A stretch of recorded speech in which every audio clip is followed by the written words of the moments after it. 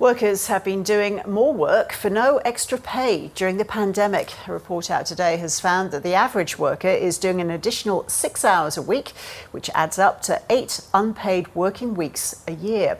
Here's economist Dan Nahum from the Australia Institute's Centre for Future Work. Good morning, Dan. So these extra hours were done by people working from home. So why did so many people end up putting in this extra time? Yeah, they were done by workers right across the economy, so both those working from home and those who haven't been able to move to working from home arrangements at all. So that 6.1 hours figure is an average for all workers that we surveyed.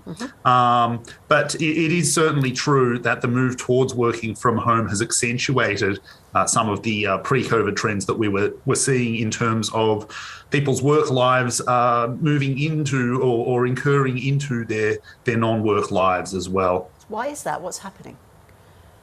So there are a few things. So certainly caring responsibilities during the day, during lockdowns, have impacted on the way that people are able to do their work. But also employer expectations have changed as well. Employers now expect workers to be more available than before the pandemic. I think partly that's because they're not able to see workers during work times, and it's not clear how to delineate work times from non-work times if you're working from home. People are just finding it harder to switch off and step away. Yeah.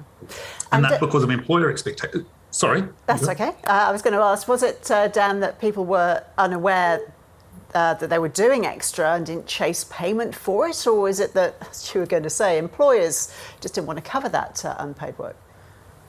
We have a cultural problem here in Australia of people doing, long hours to begin with, but also unpaid overtime.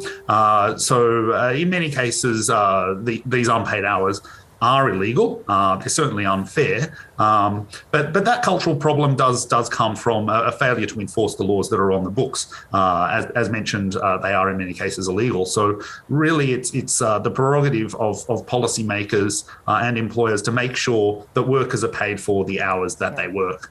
On average, Dan, how much pay are people missing out on? Yeah, so every pay period or every couple of weeks, it's $460. So if you think about that in terms of losing over $200 a week from your pocket, that's obviously got huge impacts on household budgets. But I think what's at least as important, maybe more important, is the time that people are losing in terms of community activities, time they should be spending with friends and family, pursuing leisure activities, relaxing. I think these are all incalculable.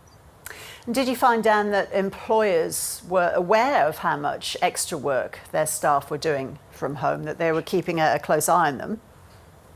We didn't survey employers. This was a survey of workers, but it is true that self-employed people were also doing work outside of hours as well. I guess something that employers should really keep an eye on is making sure that they're not contacting workers off the clock unless they have to. And in fact, what we're seeing in many European nations is a legislative requirement that workers not be contacted while they're not during working hours. Yeah. So with many people still working a couple of days a week from home, employers have to adapt to the new needs of employees who want their flexible lifestyles recognised.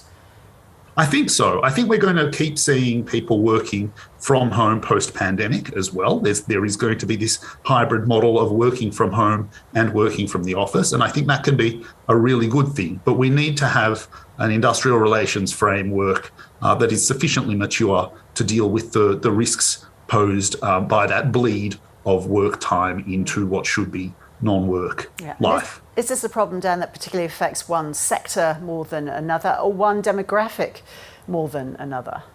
Yeah, so young people are working the most unpaid overtime of all, 8.2 hours. So that's the highest amongst any age cohort. And that's the product of a few things. First of all, a lot of the time they're casually employed, so they're unable to say, or they feel at risk of losing their employment if they say no to extra unpaid hours. And also they may want to impress the boss in a lot of cases. to secure better employment. So that's obviously a counterproductive thing. We certainly don't want to race to the bottom amongst the people who are just coming into the labour force in terms of working those unpaid hours. Across industries and occupations, it varies. There are some what we would have traditionally referred to as blue-collar occupations that are working large amounts of unpaid overtime, but also white-collar occupations as well, the ones that you'd more expect to be able to make this shift to working from home. Dan, Nahum, thank you so much.